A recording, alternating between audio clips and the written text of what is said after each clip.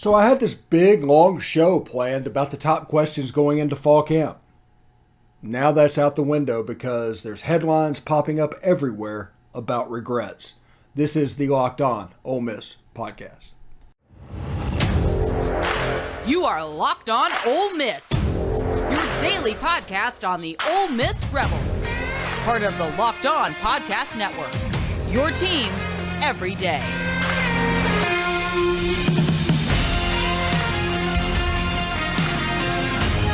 All right, welcome to the Locked On Ole Miss podcast. I'm your host, Stephen Willis. On the show today, we are going to have Derek Vandygriff a little bit later on. But first, we are going to discuss the firestorm, the nerve, the news that is popping around the internet today. Matt Corral regrets his time at Ole Miss. Although he didn't say that. It's a completely garbage headline, and it's a garbage social media thing. But it has led to this. I will show this. This is the State of Mississippi newspaper. The former Ole Miss football quarterback Matt Corral admits to regrets playing for the Rebels ahead of his NFL training camp with the Carolina Panthers. It's a complete garbage story. It's absolutely nuts. It's taking something that he said, and if it bleeds, it leads. That's the whole thing. They're trying to come up with conflict. And this is the State of Mississippi newspaper that is doing this. This is absolutely upsetting. Not necessarily that Matt said it, just that one reporter and other just took off and ran with it. Now, I am going to say that this headline and these social media stories are absolutely garbage, and I know that Matt Corral was not trying to say that. Matt Corral has called Lane Kiffin and apologized for what was said, but he said it. And Lane Kiffin did let him know in 48 hours this is going to go away like everything else, and that's absolutely the case. But the fact of the matter is, Matt Corral said something close enough to where these headlines can be written. And there is no recourse because technically it kind of said it. It's not what he meant or anything like that, but this is what was said. And these headlines exist because of what was said. And I think this is a valuable learning lesson that needs to come from Matt Corral in this situation. Matt Corral needs to understand that what he says has repercussions. And if he wants the adoration of Rebel Nation, this is not something that he will make a habit of doing. Ole Miss fans can forgive him for this one blunder. Because, as Lane Kiffin said, in 48 hours, it's going to be gone. Nobody's going to think of it, other than rival Ole Miss schools using it to recruit against Ole Miss. That's going to be in the paper and in the recruiting thing whenever they negative recruit for the next 6 months. Ole Miss is going to be the only place that really has to deal with this long term. And that is kind of my point. If you want the adoration of Rebel Nation, if you want to be special to them, if you want to be this rising star where everybody, when I make my top 5 list and I leave Matt Corral off of it, I have to deal with all of these inbox questions about why Matt Corral got left off. If you want that, if you want that kind of adoration, you will not hurt Ole Miss's recruiting in the future, either accidentally or on purpose, because nobody is worth sacrificing a future 4-star for one that's already left school. Because let's just be real about this for a second. Matt Corral was great for 3 years. It's great. He's gone. He cannot help Ole Miss really again. Maybe he can make a ton of money and donate back to the school in the future, but he can't at the moment. So the best thing we can do is recruit the next one. The stories that we're reporting on this channel is about Luke Altmyer and Jaxson. Why? Because they're competing for the starting quarterback position. There is where our focus needs to lie. And in the classes out of that, Marcel Reed picking Ole Miss. Matt Corral saying something that can be construed, whether fairly or not, in a way that allows others to pick it up and use it to negatively recruit Ole Miss is unacceptable. This is a mistake. He needs to learn from it. If he can't communicate what he wants to communicate without something like this happens, he kind of needs to leave Ole Miss out of his mouth. Keep those words out of his mouth. Because this negative recruiting thing is going to be real, and it's going to be real this whole cycle. We're going to have to fight against it. Like I said, Matt Corral called Lane Kiffin and apologized after it happened. Lane Kiffin took it about as well as he could take it. It was a mistake. It happens. No quarterback that goes to the NFL is ready for this. Blunders will happen. And we are willing to absolutely forgive Matt Corral for this one. But if it keeps happening, we're going to have a little bit of a problem. And if it keeps happening to where our recruiting is hurt, no one player, Eli Manning, isn't worth hurting our recruiting over. Archie Manning is not worth for hurting our recruiting over. Chad Kelly is not worth hurting our recruiting over. Matt Corral would not be worth hurting our recruiting over. So, if you want that adoration of Rebel Nation, learn from this mistake. Find a way to get your point across without denigrating Ole Miss, even whether you meant to or not. You need to find a way to say it to where the press can't take it that way. Whether you meant what was said about competition and all of this does not matter. It only matters what they can perceive it as legally. Because there's a lot that you have to learn about quarterback in the NFL.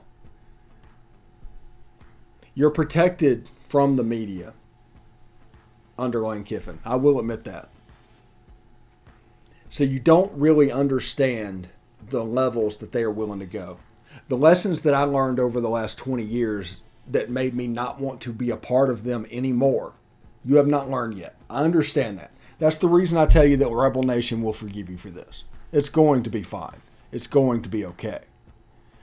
But in the future, be extra careful about Ole Miss and try not to damage the recruiting of the school. Because no one player is worth that recruiting damage. Because in college sports, it's always about next year. Whether you're winning or not, even at Alabama, it's about next year. And next year requires recruiting or transfers or whatever it's going to look like in the future. So I understand that what you said is not what was printed. I get that. Ole Miss Rebel Nation gets that what you said is not what was printed. All we're asking you to do is to be careful to where other people can't take what you're saying and shape it and mold it into something like this. Because this is the type of stuff that's going to go to every quarterback prospect that Ole Miss is recruiting for the next 3 years. Absolutely. And it doesn't matter about competition. They're just going to send the headline. They're just going to send the tweet. There's not going to be any context involved. You know why? Because the article doesn't say what the headline says. It was a terrible headline. It was an awful headline put together by somebody that obviously took "if it bleeds, it leads" to heart. It's a valuable lesson to learn. And this is something that can help you moving forward with this if you understand that. Do not trust the media. Do not give them a free pass. You do not have to behave well to them. Just understand that they're going to take whatever you say and mold it and shape it into the worst possible outcome, hoping for some sensationalist topic that they can run with. Do not ever, ever trust the media. And it's okay. It is okay if you don't want to be there. It is okay if you phone it in. You just have to show up because the NFL has the rules on such like that. But don't say anything because they will burn you. every single time. And I understand there's a delicate balance between trying to use them to gain population within the Carolina fan base and win the starting job to be popular the way you were for Rebel Nation. I get that. But understand this. They're going to take that opportunity the same way to try and build their career, to try and bolster theirs. So I'm telling you just to be careful. And I'm also warning you against future use that could hurt Ole Miss recruiting. It's just one of those things that you can come out of, that you can look at, and everything. Anyway, right now we're going to hear from BetOnline. BetOnline.net is the fastest and easiest way to check in on all your betting needs. Find all your favorite sports and events at the #1 online source for odds, lines, and games. Find reviews and news of every league, including Major League Baseball, NFL, NBA, NHL, combat sports, esports, and even golf, Major League Soccer as well. BetOnline continues to be the top online resource for all of your sporting wagering information, from live in-game betting to scores and podcasts. They have you covered. Have you heard?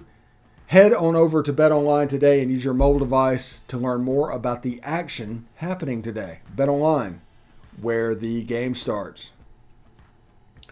Also, thanks for making the Locked On Ole Miss podcast your first listen every day. We are free and available on all platforms, including YouTube. Do us a favor, subscribe to the YouTube channel. Also, hit the bell for notifications when we upload new videos, as well as upvoting the video itself. We'd appreciate it. Thank you very much. Now, we can kind of get into what I wanted this show to be today, because I came in thinking about it, and I thought about it all this morning when I started my walk and everything to try and get to today's show. That's the way I do this every day. Is for my morning walk, I start to put it up, and by the afternoon, I have an idea of what the segments will look like. And what I wanted to happen today was that we answer some of the top questions for the Ole Miss team, and we can probably only get to one or two. And the number one question of this team is who is going to be the quarterback. There's no doubt about that. Luke Altmyer, Jaxson Dart. I mean, it's going to be a competition for the ages, and they're going to start it next week, and boy, they are going to go. I am ready for it. And I've talked all the time. I've covered this from about every angle that can be covered. And leading into this, the whole thing is Luke Altmyer needs to come a little bit more out of his shell and not be so timid at times. And Jaxson Dart needs to go the other way. He needs to put away his Brett Favre and come back and hit some of the checkdowns and run the offense. If both quarterbacks, for different reasons, out of every 6 plays, 5 of them the offense is run, the 6th one they take a shot and be uber aggressive, the offense is going to be in better shape. So I'm looking forward to seeing what that will look like. Now, especially, we have not seen what all the weapons on the field will look like at the same time. In the spring game, Zach Evans and Ulysses Bentley played about 8 snaps total. The wide receivers were all in white jerseys, and Michael Trigg was teamed with Jaxson Dart because there was some familiarity. But we did not see exactly what this offense is going to look like. We also didn't see Jalen Robinson, the transfer from Central Florida, who is going to be a big key in the slot. So the second question will likely be tight end and slot receiver. How do we face that in the fall camp? Michael Trigg, what kind of year will he have? Will it be Jalen Robinson, Jordan Watkins, any of those guys? J.J. Henry could make a play in fall camp to take that position. And what will it look like? Who will be the dominant one? Now, we saw in 2020 a version of what it might look like, but that was with Elijah Moore being the super special guy that was the number 1 playmaker, and Kenny Yeboah was the second. What if that's flipped? What if Michael Trigg is the primary in this offense and the second one is Jalen Robinson, to go with the running backs in the backfield to form a little bit of a triangle that could be pretty special? This is going to be interesting to see. And we have all of fall camp that we need to get to on this. But it is a major, major question of this offense. What will it look like? Now, we also have on the outside, what will Malik Heath look like after the car accident? Will this be the year that Braylon Brown makes a step? Will any other receivers move out there? Well, I mean, we'll see. Last year against Auburn, we were every wide receiver away from being injured, potentially from making the playoff. I don't think people remember exactly how close we were. In that game, so many things went wrong in it. Matt Corral injured, all the wide receivers out. We're trying to basically duct tape this to a win. So those outside receivers, I do want some longevity. I want them to stay healthy. I want them to be the dudes. I want to see if Brandon Buckhalter can make a step to go with Braylon Brown and J.J. Henry, that 2020 class that came together. I want to see what they look like. Or 2021 class, I should say. What will they do? They all took red shirts. They all spent a year in a college weight facility. J.J. Henry really showed out in the spring game. I want to see what it looks like at wide receiver. At linebacker, and this will be our final question that we'll be able to cover, and we'll probably try to cover more questions as the week goes on. We might take a segment in tomorrow's show as well to talk about the top questions to make up for the fact that we had to talk about regrets and garbage headlines earlier. So, what will the linebackers look like? Can Troy Brown step up to this level? Can he do what Chance Campbell did last year? Can Kari Coleman replicate what Mark Robinson did last year? Which honestly was impressive. Mark Robinson went from a running back at Southeast Missouri or Missouri State or something like that to being a draft pick at linebacker at an SEC school. That's a phenomenal story. It's a real story. But can Kari Coleman, who was the co-defensive freshman of the year with Isheem Young, who was also on the Ole Miss roster of the Big 12 as a freshman, can Kari Coleman and Troy Brown be the dude?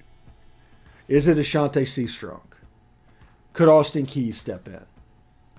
What does it look like at the linebacker position? This is probably, other than the quarterback, that because everybody is paying attention to quarterback, but as far as most unknowns on the team, it is probably at the linebacker position.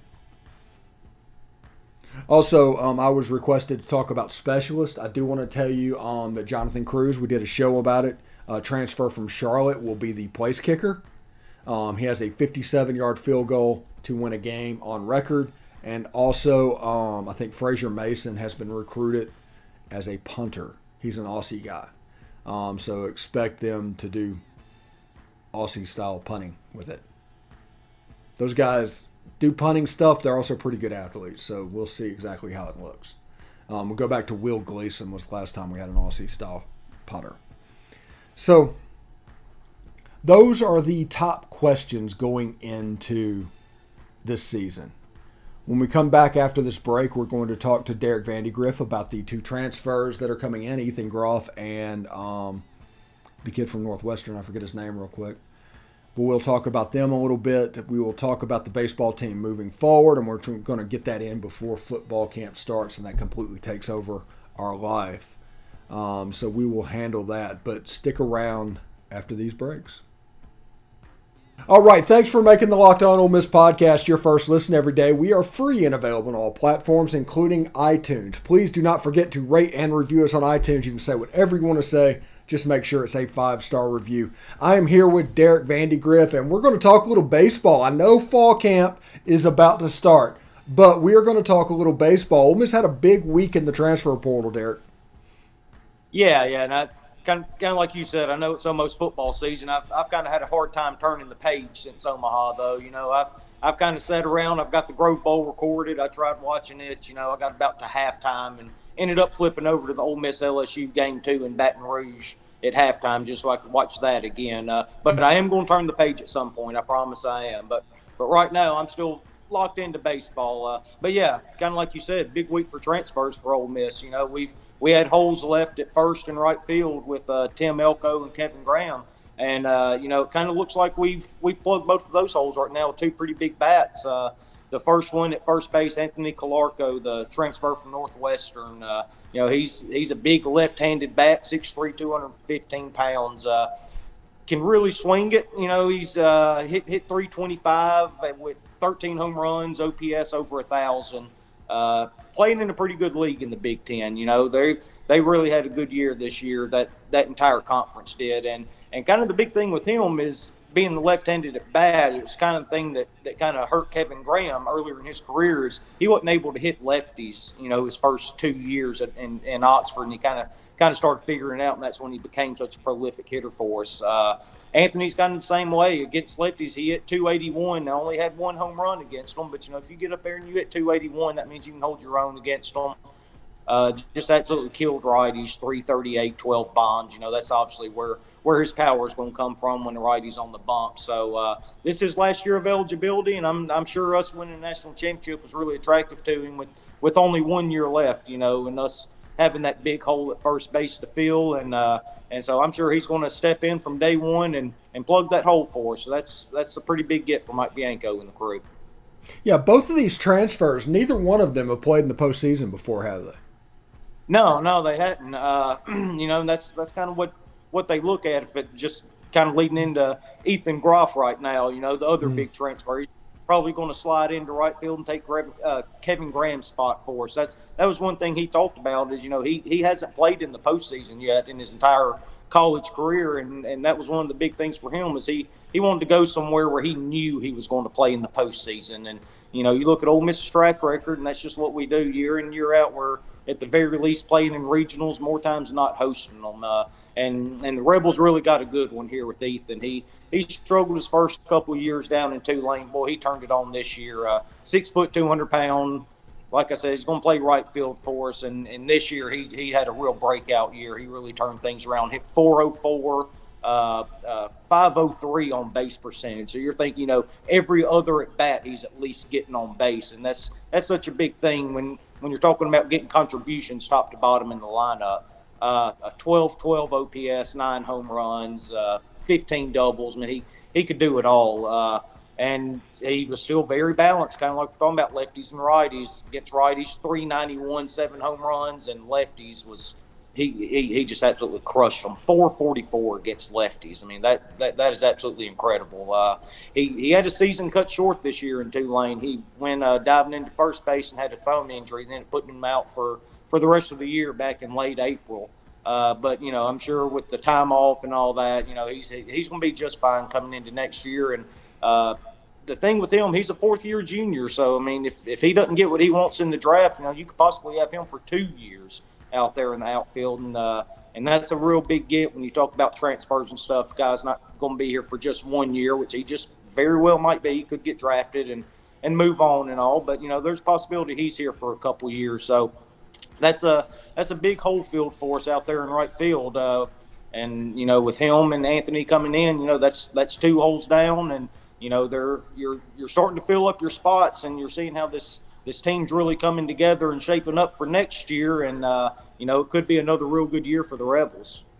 Yeah, indeed. And if you want to know about like comparative pitching and everything, Ethan Groff against Mississippi State in their series. That weekend, he went 6 for 9, 2 doubles, 2 bombs, including a walk-off in the 10th inning of a game to win the game.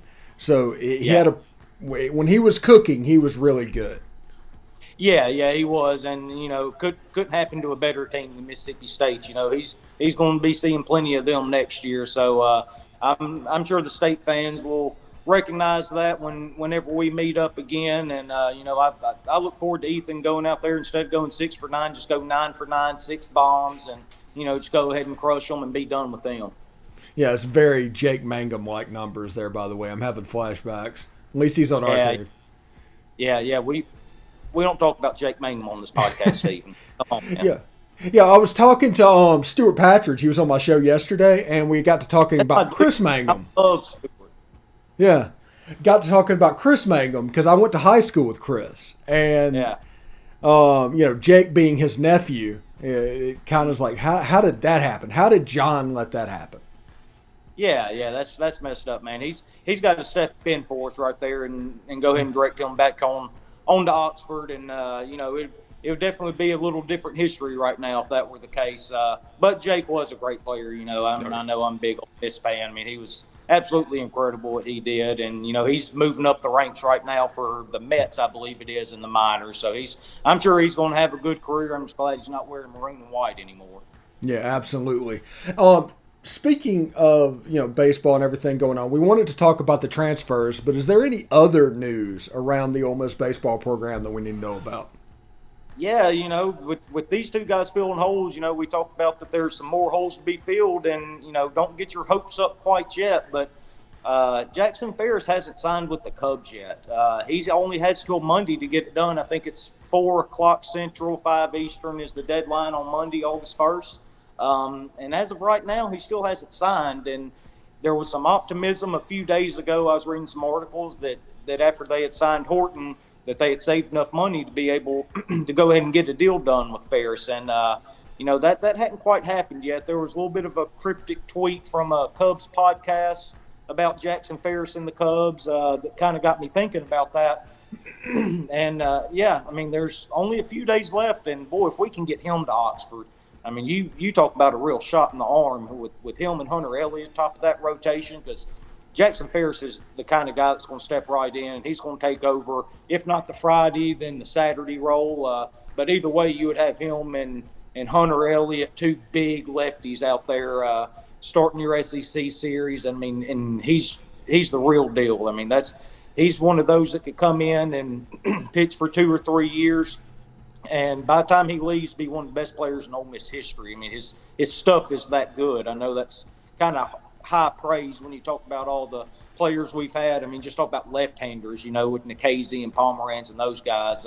But Jaxson Ferris has all the tools and all the skills, and he could come in, make an immediate impact, and can really give us a shot in the arm, especially after losing Nick Pogue to the undrafted free agent contract that you hardly ever see in MLB anymore. I mean, I just couldn't believe that. But yeah, that would be a fair enough trade-off for me, though. Nick Pogue for Jaxson Ferris, give it to me. So, what is it? Was it 4 or 5 days? It's Monday at about 4:00. Yeah. Monday at 4:00 Central. How often do these things kind of go into the waning hours? Man, I'll go ahead and tell you, back when Drew Pomeranz was drafted by the Indians 3rd overall, I was checking every single day up until the deadline. And at the deadline, he still hadn't signed. And I thought, okay, they hadn't released it yet. And then 30 minutes after the deadline, they still hadn't released it. I thought, man, we're getting Drew Pomeranz back. I mean, how crazy is that? We're getting 3rd overall pick back. He's coming back to Oxford. He's pitching another year. But sure enough, hour and a half, 2 hours later or whatever, they went ahead and released it. So it does come down to the wire a good bit, especially when you have a guy with a number in his head, right? And with the way the MLB draft is, I know you have slots and all that, and we've talked about it before, but those slots really don't mean anything. All that is a collective pool that you have to spend for the top 10 rounds, I believe it is. And so you got to work and try to save money in other areas so you can go get the guy with the high number in the second round like the Cubs did. That's what they did with Cade Horton. They signed him for $1.something million under slot, I think is what it was. And that's when they thought that they could sign Jaxson Ferris, saving that money. But like I said, so far it hasn't happened. And they actually have another guy they haven't signed. He was the 7th or 8th round pick, something like that. And his slot value was $560,000, I think it was. And they said his was higher than the slot value. So they're really having to kind of balance that out to figure out where they can divvy that money up to where they can sign both of them, where they thought they were going to be able to get a deal. And, maybe they will and maybe they won't. It's something we won't know until 4:00 Monday or maybe sometime past whenever they release it. But, look no further than Kumar Rocker last year. He was the 8th overall pick to the Mets. And people kept thinking, 3 days before the deadline, 2 days before, it kept coming out that, there's problems in medical. They don't know if they're going to pay him the money, this, that, and other. And, sure enough, deadline passed, and he ended up not getting signed. He was thrown back out there. Obviously, that wouldn't happen with Jaxson Ferris. If he's not signed, he's just going to come to Oxford, and he's going to shove for 3 years, and then he'll go off, and he'll be a top 10 pick after that. So it's probably not going to happen. Like if I had to guess, I would say he ends up signing. They end up getting it done one way or the other. But the fact that we're this close to it, it's something that's worthy keeping an eye on. Yeah, and is he a draft eligible sophomore if he decided to go college? Is it 2 years or is he 3? Yeah, that I don't know. You'd have to look at the specific age. I mean, that stuff goes down to the day. Some of them only have to stay 2 years, some of them 3. With him, I'm not sure which one it is. I'd have to do a little more research on that. But still, if you give me 2 years of Jackson Ferris, I'll still take it. Yeah, absolutely. Anyway, get more of the SEC by making Locked On SEC your second listen. Every day, Chris Gordy and the local experts, that's me, of Locked On, take you across the SEC in 30 minutes or less. Make Locked On SEC your second listen. Locked On SEC. Derek, thank you so much for coming by and talking baseball. I need you to change over and do what you have to do because we got to start. We got a couple of weeks from hitting the gambling, buddy. Yeah, I know. I'm gonna do my best. I'm gonna see what I can't do to turn that page. All right. Appreciate it, Derek. All right, buddy. Hi, Toddy. Hotty toddy.